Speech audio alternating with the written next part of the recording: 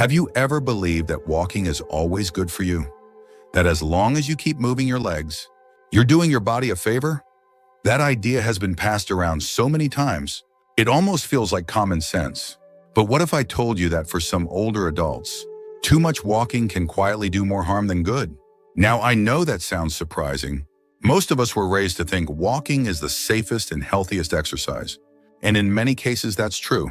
But not for everyone.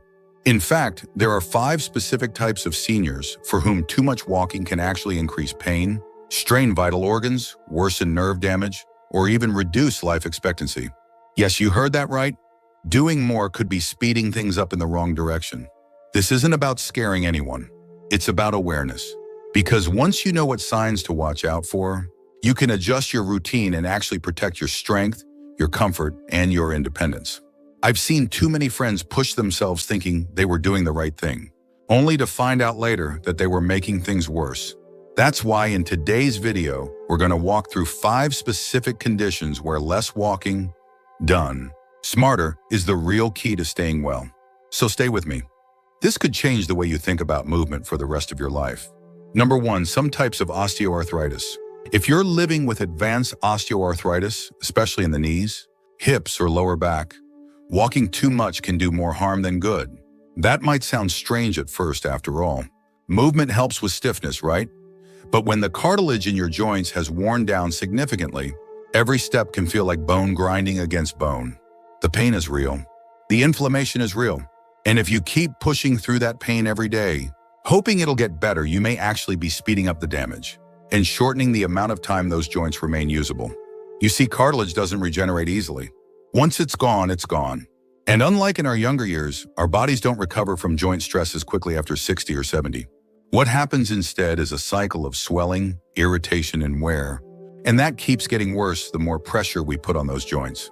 So if you're walking long distances, going up and down hills, or spending hours on your feet every day, that repeated strain may be silently robbing you of the very mobility you're trying to protect. Psychologically, this creates a very frustrating loop. Seniors with osteoarthritis are often told, stay active. And they want to. They want to be responsible. So they walk, they endure the pain, and they tell themselves it's just stiffness. But beneath the surface, their joints are crying out. The discomfort becomes chronic. Sleep gets disturbed. Their mood shifts. And what began as a healthy habit becomes a source of daily misery and long-term decline. Take George, for example. He's 78 and had always been a morning walker. But for the last 2 years, every walk ended with swelling and stiffness in his right knee. He chalked it up to age, kept going, even bought a new pair of shoes. But the real issue wasn't footwear, it was bone-on-bone arthritis. After seeing a rheumatologist and switching to shorter, supported movement sessions like water, aerobics, and recumbent biking, George's pain reduced by 70% and his mood dramatically improved. The lesson? Walking isn't a one-size-fits-all solution. For people with severe osteoarthritis, especially in load-bearing joints, gentler movement and joint-friendly activities are far more beneficial than pounding the pavement.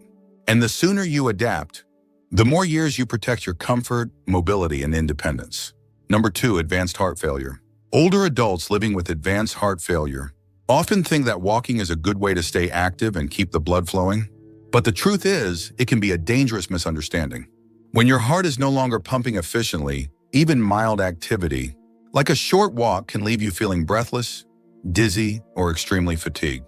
And if you ignore these signals and keep pushing yourself, you may be unknowingly placing serious strain on your heart, raising the risk of hospitalization or even sudden collapse.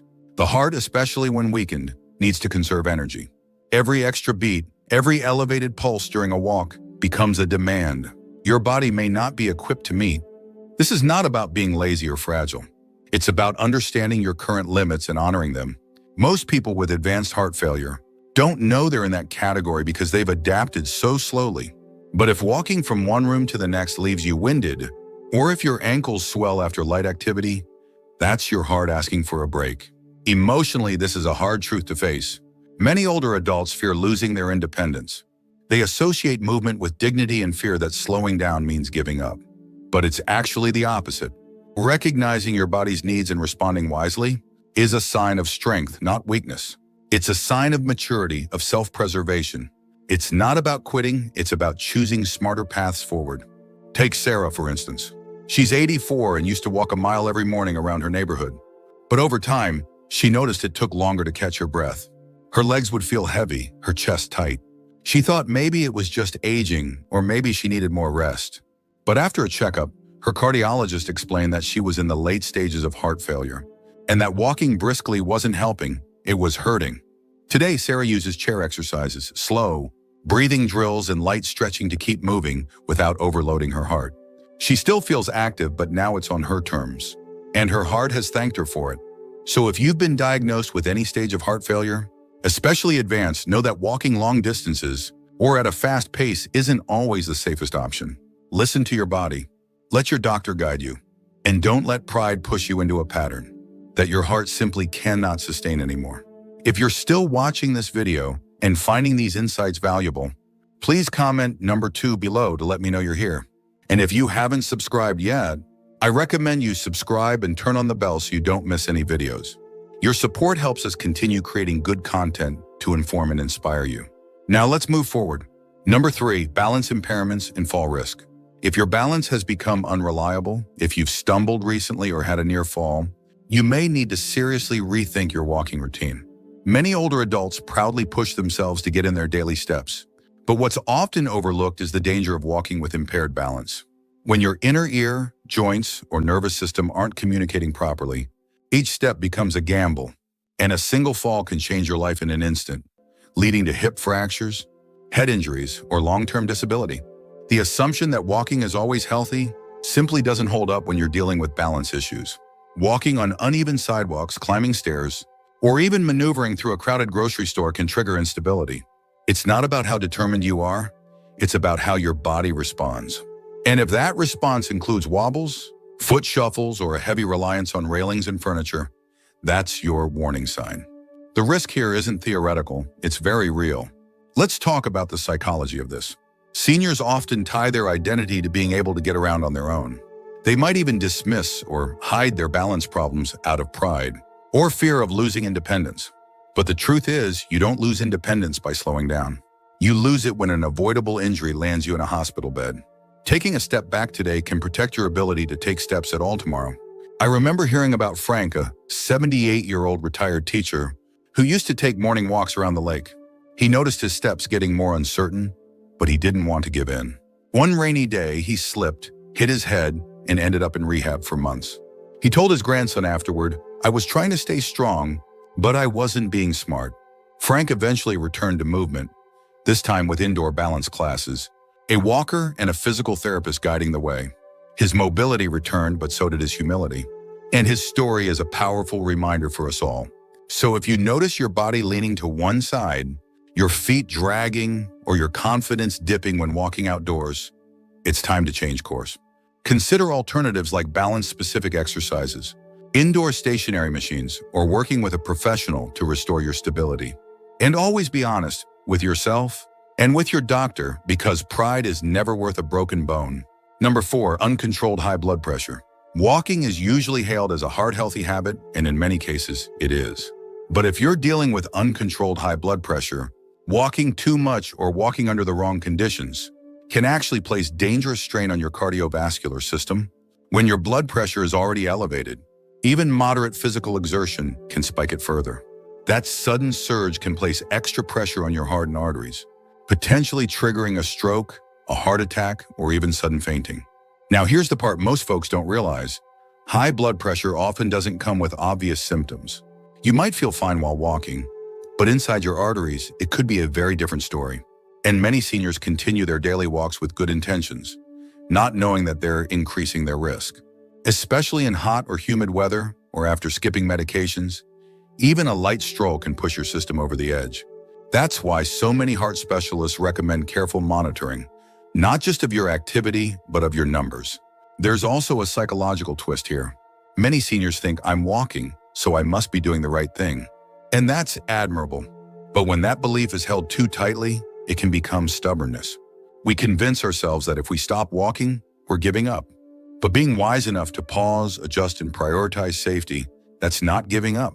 That's maturity. That's strength. I once knew a gentleman named Robert, age 81, who had walked every day since his retirement.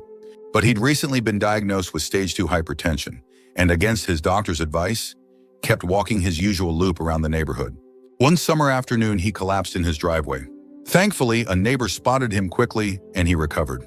But after that scare, Robert finally took his doctor's words seriously. He switched to light stretching indoors, started checking his pressure daily, and returned to walking gradually, only after his levels were consistently under control. His story is proof it's not about walking every day. It's about walking wisely. So, if your blood pressure readings are high or you're on multiple medications to manage it, this is your cue to take a step back. Work closely with your healthcare provider. Ask when and how you can safely stay active. And don't let pride push you into a health crisis. Being cautious doesn't mean being weak. It means you care enough to protect the body you've lived in for decades. If you're still watching this video and finding these insights valuable, please comment number 4 below to let me know you're here. And if you haven't subscribed yet, I recommend you subscribe and turn on the bell so you don't miss any videos. Your support helps us continue creating good content to inform and inspire you. Now let's move forward. Number 5, advanced osteoarthritis. For older adults living with advanced osteoarthritis, especially in the knees, hips, or lower back, walking too much can actually worsen joint deterioration rather than help it. While light movement is important for maintaining mobility, too much weight-bearing activity like long walks on hard pavement can accelerate cartilage breakdown, increase inflammation, and heighten the risk of falls due to pain or instability. This is one of those situations where the line between healthy habit and harmful overuse becomes very thin. Many seniors have been told their whole lives that staying active is the best way to keep the joints loose. And to an extent, that's true. But with osteoarthritis in advanced stages, the cushioning in the joints is significantly reduced. Every step creates bone-on-bone friction that not only hurts but also contributes to further damage. You may start out feeling fine, but midway through a walk, the stiffness and burning pain can sneak up fast, sometimes even lasting for days afterward. What makes this especially tricky is the emotional component. A lot of people associate movement with independence. They fear that cutting back on walking will make them seem weak or dependent. But choosing safer, joint-friendly options like swimming, chair exercises, or gentle cycling is not giving up on yourself. In fact, it's giving yourself a chance to continue moving for years to come, without the flare-ups, swelling, or dangerous limps. Let me tell you about Elaine, a retired teacher I once met at a senior center. She was 76, always positive, and insisted on walking several miles a day, even though her knees were severely arthritic. Her doctors had advised her to ease off, but she felt that stopping would mean losing control. After a few months, the pain got so bad she needed a cane just to get out of bed. That was the turning point. She finally replaced her daily walks with water aerobics classes at the community pool. Within weeks, the pain reduced, her mobility improved, and her mood lifted. She still felt active and independent, just without the unnecessary suffering. This is a gentle reminder that walking is not the only way to stay fit. If your joints are grinding, swollen, or constantly aching after your walks, it may be your body asking you to switch gears. Arthritis doesn't mean you have to stop moving. It means you need to move smarter. Listen to what your body's telling you, and remember, longevity isn't about pushing through pain. It's about making choices that help you live well, not just long. Final thoughts. We often assume that walking is always good for us, no matter our age or condition. And for many, it truly is. But the truth is more nuanced. As we age, our bodies change. So do our risks, our needs, and the way we should approach daily movement. It's not about giving up walking altogether, but about walking with wisdom. When you're in your 60s, 70s, or 80s, blindly pushing through discomfort or fatigue can do more harm than good, especially if you fall into one of the 5 categories we've talked about today. But here's the good news. Awareness is power. By knowing your body, listening to your symptoms, and making a few thoughtful adjustments, you can protect your heart, your joints, your blood vessels, and your long-term health. You don't have to walk 10,000 steps a day to stay healthy. You just have to move in a way that honors where your body is now, not where it used to be. So ask yourself, how does your body feel after a walk? Do you feel energized, or do you feel drained, sore, or unstable? These are the quiet whispers of your body trying to communicate with you. And when you learn to listen, that's when real wisdom sets in. Remember, growing older isn't about slowing down. It's about becoming more selective with your energy, choosing what strengthens you, not what wears you down. It's okay to step away from habits that no longer serve you. In fact, it's a sign of maturity, of self-respect, and of true health awareness. You deserve to feel safe, strong, and steady as you age, not pressured to follow one-size-fits-all advice. So be kind to yourself. You're not lazy or weak for adjusting your routines. You're being smart, proactive, and loving toward the only body you've got. Thank you for joining us today. We'd love to hear from you. Leave a comment below and share one thing you learned today and how you plan to use it in your life. Your thoughts are important to us, so don't hesitate to share them. Reading your comments gives us great motivation and encouragement. If you enjoyed this video and found it helpful, please like, subscribe, and share. Your support helps us continue creating good content to inform and inspire you.